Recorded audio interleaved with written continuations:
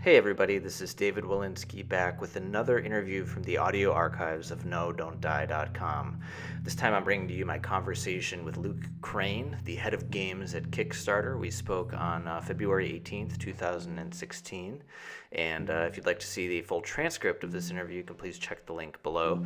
And also below, you'll see a link to my Patreon, where your support helps me run this project and keep doing the things that I'm doing. Thank you. Bye-bye. Sure. Well, my name is Luke Crane. I'm in New York City. I've lived here for over 20 years. It's rather impolite to ask a man his age on the first date.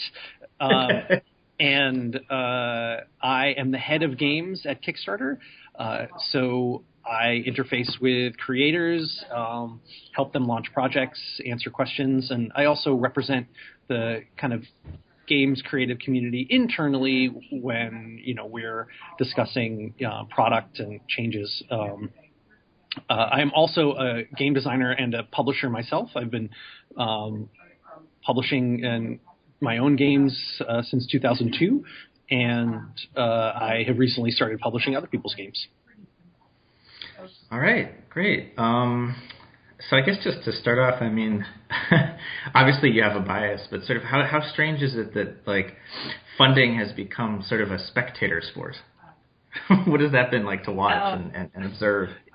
It's pretty cool. I mean, I remember the dark old days, the time before the dawn, when we did things like pre-orders, and it just.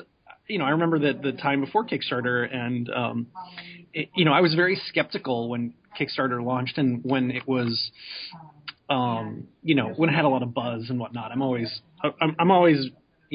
staring squint-eyed at things that people are, raving about. I want to make sure that they're, healthy and happy and whole and, good for the whole community. Right. So. Anything that seems faddish to me, I'm always very skeptical of.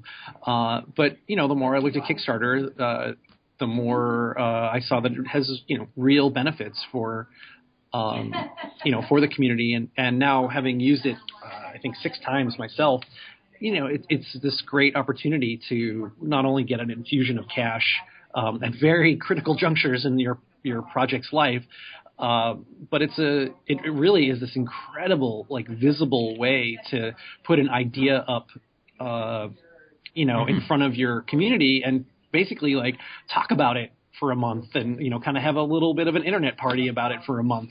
And I mean, that's the thing that we've just never had before, right? That like, hey, everybody, surprise, we're going to talk about this crazy idea for a month.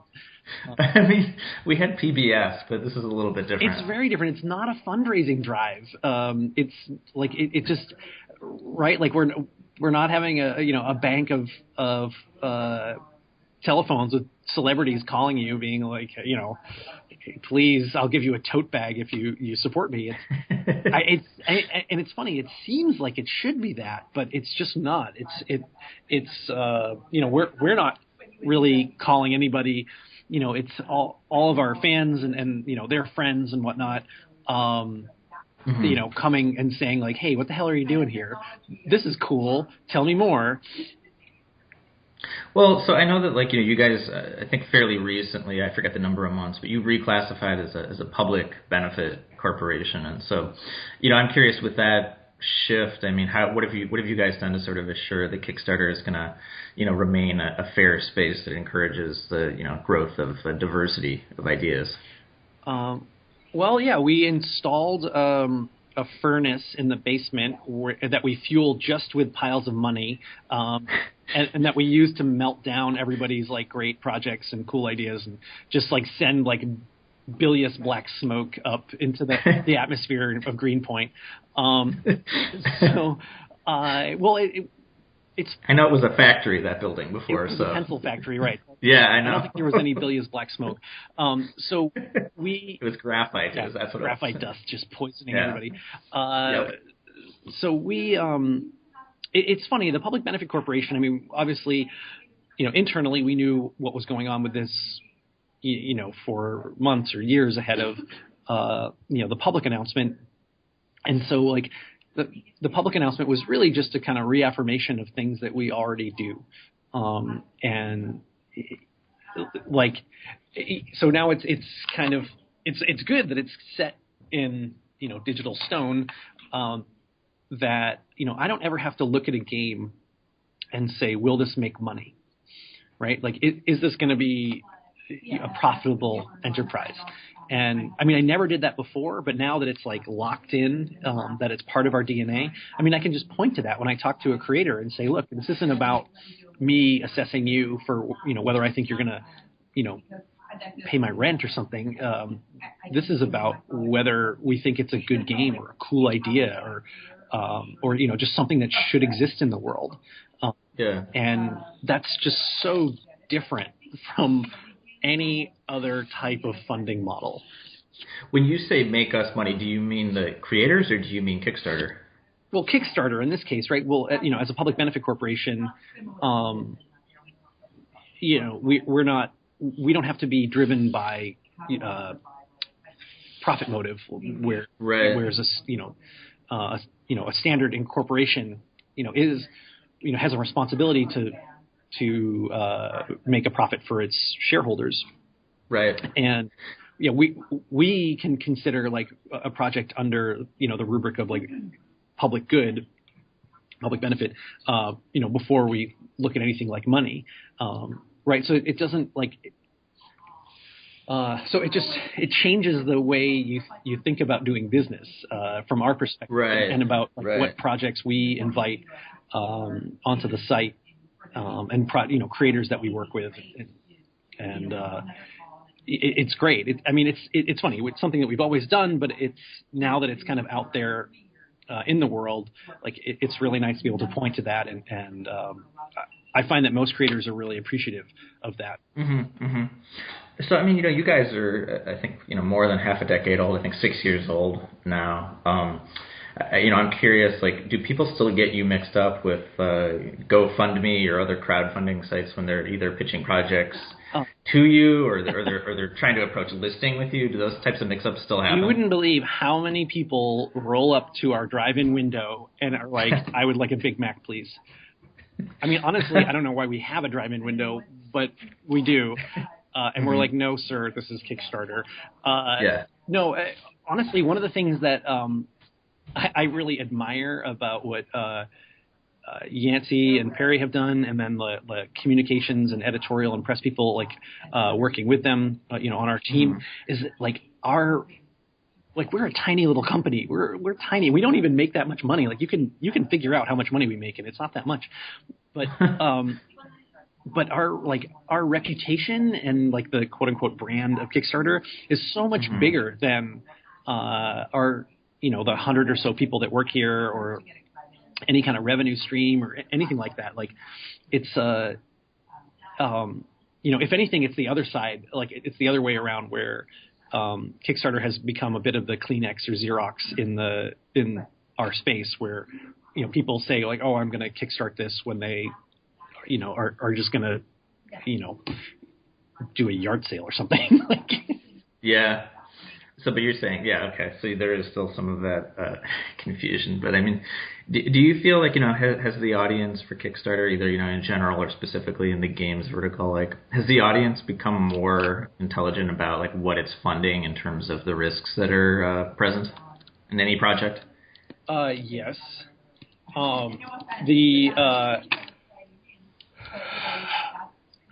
Especially in video games, the backers have become very sophisticated.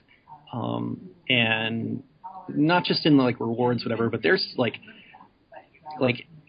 they assess a project for viability. Now what kind of demo you have, or how far along you are in the process. And now there's a couple caveats here. One, I think that's great that we've kind of provided the kind of game playing community a window into the creative process so that they can that they can kind of inform themselves about. That's super cool. Two, it's become very clear to me through that process that those people don't know anything about the creative process and are making utterly wrong-headed assumptions and judgments about what's happening on those teams. Yeah. So I know what you're talking about. Yeah. But I think like too, I think if we're talking specifically about games, I mean, I think the audience for games has sort of been largely in the dark, about the development of the games that they play, and obviously, things like people developing on the stream, and just in general email and all the things that more communication the way that that's possible. I'm curious, like when it comes to Kickstarter, like what sort of role do you guys feel that you guys play in terms of opening up that conversation between creators and fans versus obscuring it? So, I mean, like, how do you think you guys are broadening it, or how do you think you may also could still broaden it further? Yeah. I mean, I definitely think just the nature of the beast here at Kickstarter has helped, on both sides of the equation. Yeah. I mean, our tools are very simple, maybe even primitive, but just the fact that, that you're kind of like, once your project is done, you're essentially blogging about the creative process. And so, I mean, that's changed a lot of the way people interact with these things, and it's honestly it is created an audience for that. I know. I mean, I advise creators on this all the time to really to tell their story and to allow fans into the creative process, because not all of them are going to want it, but some of them will, and some of them, that's why they back projects on Kickstarter. So So, I mean, that's kind of the way things are now. Like, how, there's always so much more that we could do, though. Like, we're just discovering that, our platform is very basic, where, it's a funding model. Right. But as soon as you say, creativity, creative process, games or art or whatever, there's so much more going on around that than simply collecting money and talking about your idea, right? That's essentially what the platform does right now. And everything from how, conceiving your idea, how do you take a concept into something that is a project, a viable thing that you can complete, and then once you have completed it on the other side, we're not involved at all in how people deliver this stuff to backers. And I mean, I think that's a place where we could support creators a lot more. Well, I know that I think I saw, maybe it was even last week, you guys you're upping the frequency of newsletters, or you're starting a special newsletter or a more frequent one for games. Yeah. So we have a bunch of newsletter type things from Kickstarter, but they're all general Kickstarter focused. Hey, this is the cool stuff that's on the site, and I've been asking for quite a while now to have a direct line to games backers, because I mean, games backers don't always just want to hear about hey, latest game, cool, launched, great, back it. Yeah. But at the same time, one of the things I hear from people is from backers is that they do want more access to the stuff that's launching. It's hard to sift through all the projects that are launching, even just in games. So I'm trying to honor that side of it and say hey, I look at all these things, every day. So here's some of my picks for the last couple of weeks, and hoping to really just be able to speak directly to the games community and not speak to them as general Kickstarter backers, but speak to them as people who like games, and then kind of build out from there. Yeah. So I mean, when a project fails on Kickstarter, I mean, what do you guys learn from it as the platform? I mean, do you learn anything? Yeah. Do you? Okay, go ahead. Well, I mean, first of all, they're one of the great things about the way Kickstarter works is that there is a sizable amount of uncertainty, right? And it's counterintuitive. You'd think that uncertainty would be this terrible poison that would doom all these projects. Like, it's never going to fund, so forget it. But really, I've seen those articles. Right. Yeah. Well, but those people don't understand how human beings work, and in fact, uncertainty is one of these really quintessential elements of our human experience that drives us to create, to help, to to participate. If things were certain all the time, we wouldn't do anything. Right. So by creating this uncertainty that a project has so much time to fund and it may not fund, it really creates this energy around what people are doing. So that said, when a project does fail, it sucks for everybody. But sometimes, in games, I give people a lot of advice at different stages of the whole process. And one thing I learned pretty early on, within the first year or two being here, is that sometimes failure is the best teacher. Sometimes no amount of advice from me is going to help, right? And sometimes I just need to get out of the way and say, go right ahead, launch your project, go for it. And then, because failure on Kickstarter really costs very little. We don't charge you anything. And in fact, you could even say that there's a benefit to just launching a project, especially if you make it halfway there or something like that, because you get access to all of those fans. Everyone who backed you can still message them and update them and make them a part of what you're doing, even though you don't get to collect any money. Yeah. Is there anything you guys actively do to support projects that fail? This may be a strange comparison, but I think of OkCupid, for example, who, I don't know if you've seen, but they do those blog posts with deep data dive analysis into specific user behavior patterns that let people get the most out of their platform. Do you feel like you guys do stuff like that? Is there more you'd like to do to sort of help people see correlation or patterns? Yeah, well, we're no OkCupid as far as data analysis goes. They're kind of top notch as far as being able to look at their own belly button and tell you what they're looking at. Or look at your belly button and tell you what they're looking at. Tell you whether they're a match. Right. But of course, I'm always trying to provide more insight and data to project creators. I do try to talk to as many project creators who miss the mark as possible. I try to reach out to people, after the project is unsuccessful, and just try to be there for them. I don't want Kickstarter to ever be, at least not games, ever to be this arrangement of oh, you failed, fuck you, get out of here. It's because it's just not what it's about.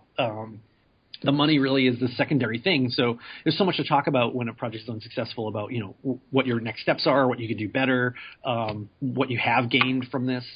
But it just for success and failure or for success and failure both, I'm always trying to provide data. I give presentations with tips and best practices and numbers. I pulled all this crazy information for creators about here's the rewards that you put in your projects.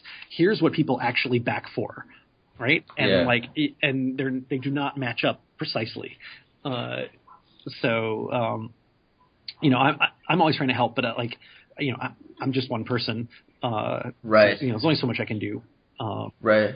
Well, too, I think there's that other sort of failure, which is not at all the norm, but I'm sure you know about these Kickstarter projects where people raise money but then end up not delivering. And obviously, you're just one person and you're not on the legal team at Kickstarter. But what sort of discussion goes on about should these failed projects, should they be fixed through legal process state to state, privately by you guys, through legislation? Well, okay, so there's a number of fail states for a project, right? There's a project that is unsuccessful on Kickstarter that doesn't raise the funds they're looking for. And then there's a project that does raise the funds they're looking for, but is unable to deliver. Right. Well, so we didn't commission, but we worked with the Wharton School of Business to this guy, Ethan Mollick, to do a study of the kind of state of projects on Kickstarter, and so the results for that are just coming out now. And one of the things he found is that 90% of projects deliver. So that's incredibly reassuring. Right. Unless you're in that 10%. Well, right. I mean, it does. I mean, 1 in 10 obviously is a high rate. Of course. But at the same time, like 90% is a really reassuring number of like, oh, okay, so it's not that projects are likely to fail, or it's even like a flip of the coin whether I'll get what I want or not. It's actually I'm more than likely to get what I backed for, but there are going to be some hiccups.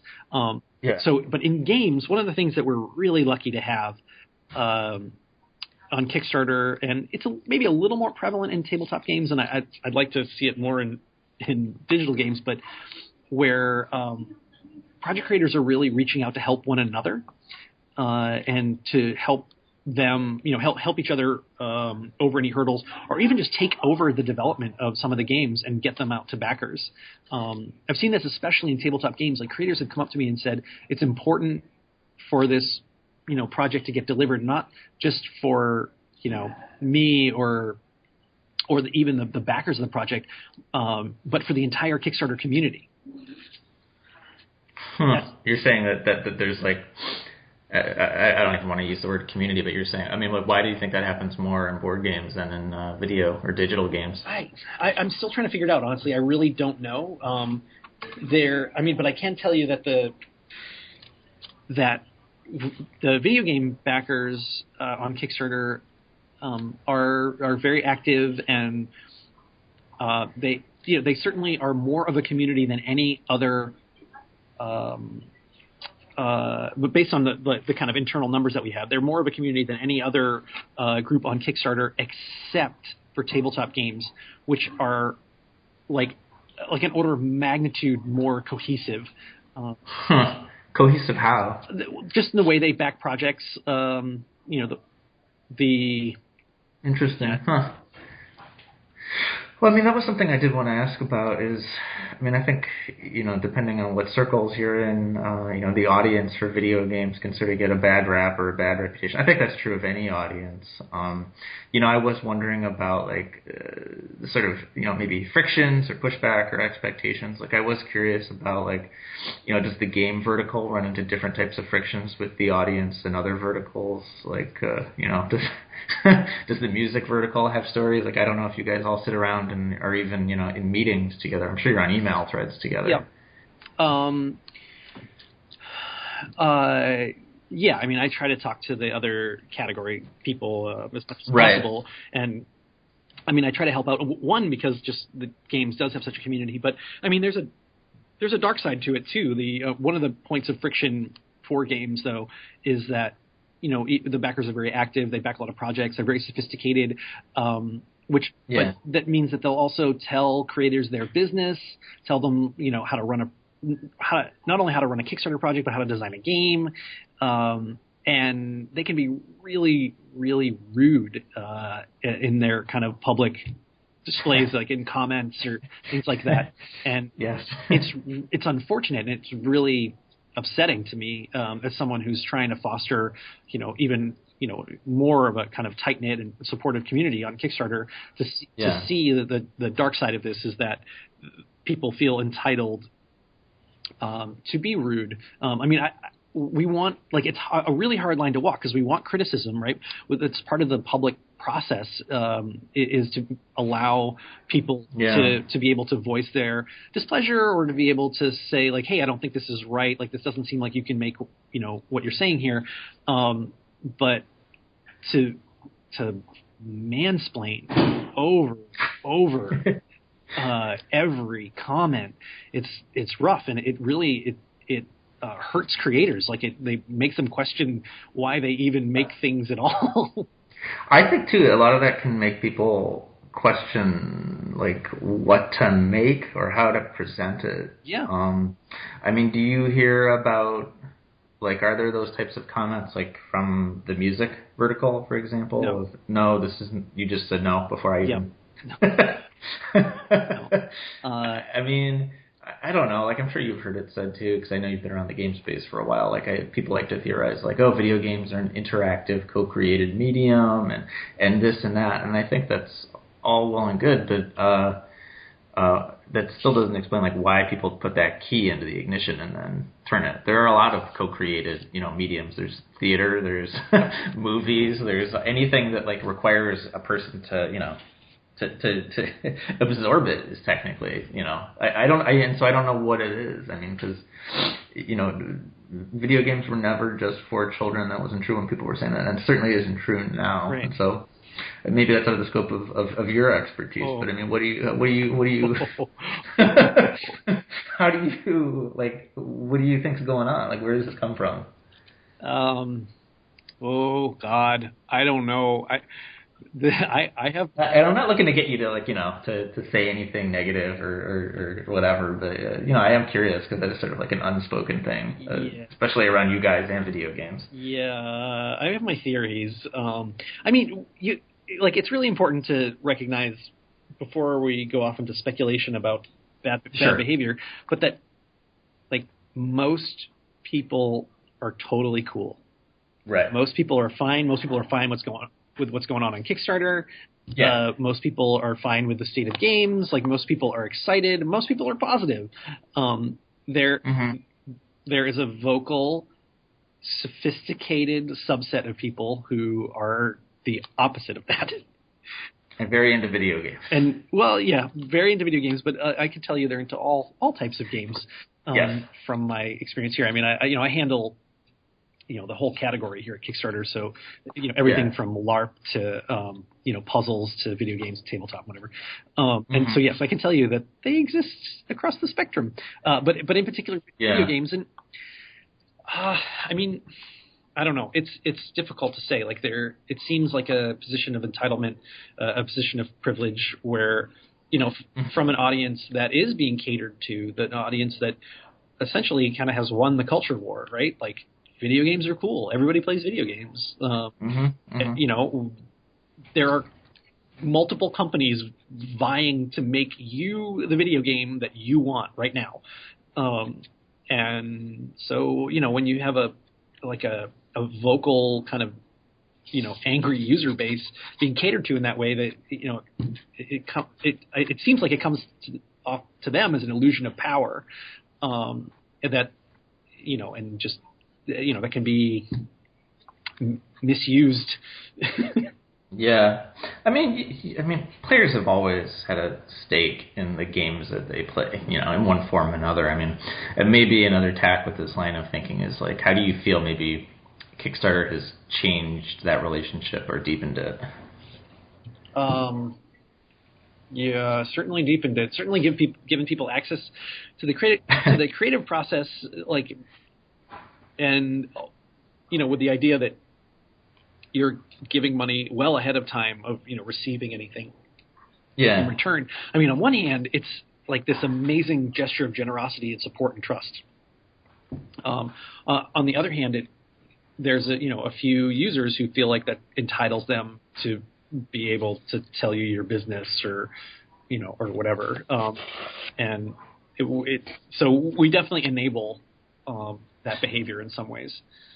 Yeah. I mean, do you think that's any different, though, than, like, people commenting on articles on the internet? I mean, right. Like, there certainly is, like, general internet behavior, but I really wonder at the Venn diagram of where those people exist. And I suspect that there's a real bright spot in the middle where they kind of all live. Right. I mean, like, comics fandom, man, like, they lose their shit if someone's costume changes, but there's but games are kind of in the driver's seat right now culturally, like in that space, and so it's just a lot of light shined on a lot of bullshit.